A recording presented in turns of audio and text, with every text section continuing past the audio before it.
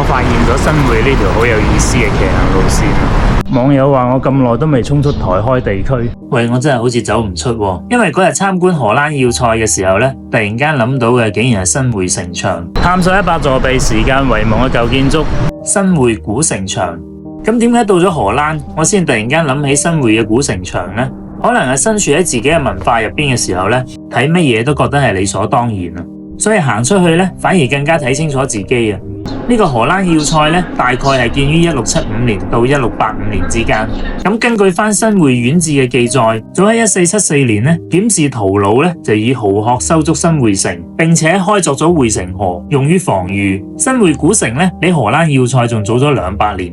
咁當年嘅新會呢，仲係廣東3大古城之一。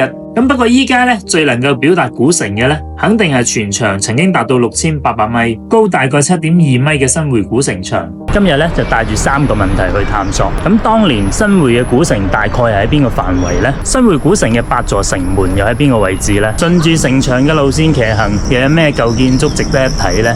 根據翻呢張唔知係邊個年代嘅新會古城示意圖，我大致咁樣圈出咗當年新會古城嘅範圍。第一站呢，就嚟到新會古城嘅北門，佢就喺北園公園嘅位置。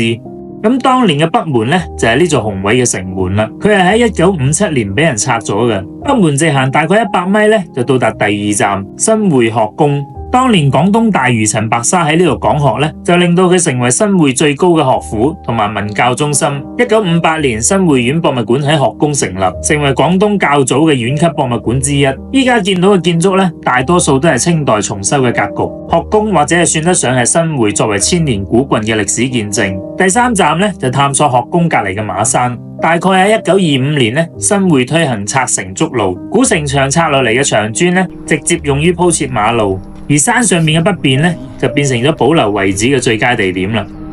咁依家可以揾到嘅城牆遺跡呢，主要集中喺馬山同埋象山。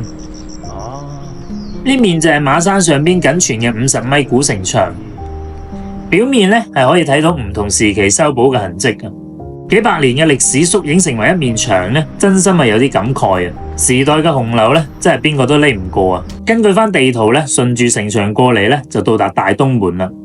不過喺馬山嘅遺址落嚟呢，可以順路睇下第4站新會基督教堂。呢座建於1935年嘅基督教堂呢，到依家呢，仍然係新會最大最古老嘅教堂。咁第5站呢，我哋嚟到新東門隔籬100米左右嘅位置，呢度隱藏住一個始建於1599年嘅靈東石器台。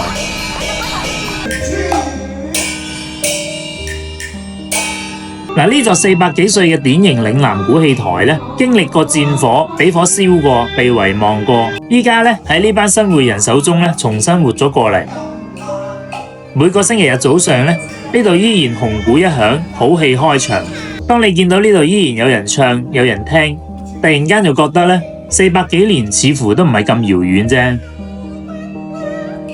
新會古城呢，係由東南西北4個正門同埋4個便門、惠民門、泗水門、知正門、秘民門組成。呢8座城門呢，就構成咗古城嘅4正4便嘅防禦格局。咁另外呢，仲有3座連通城內水系同埋護城河嘅水關：騎虎關、青化關、五顯關。新東門嘅下一站呢，就係騎虎關啦。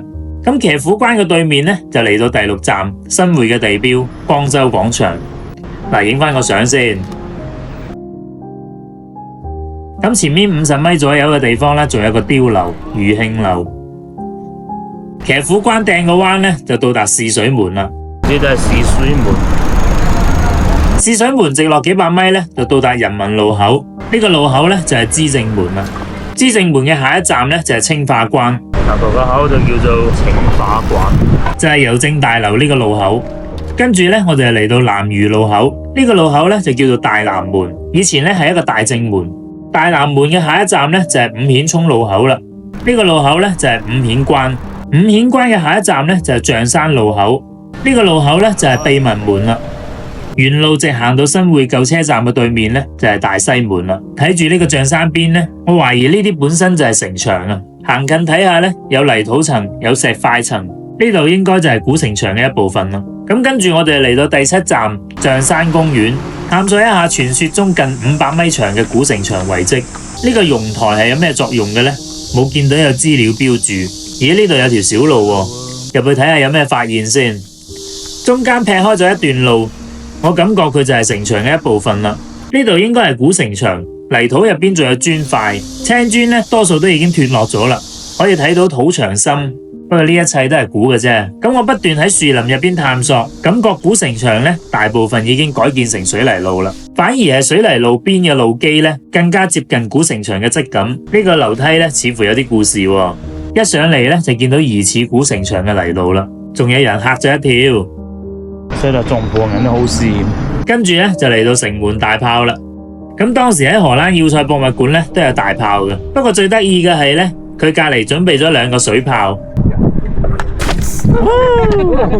佢係用膠樽裝1/5嘅水，跟住咧連接單車嘅打氣筒，然後模擬發射。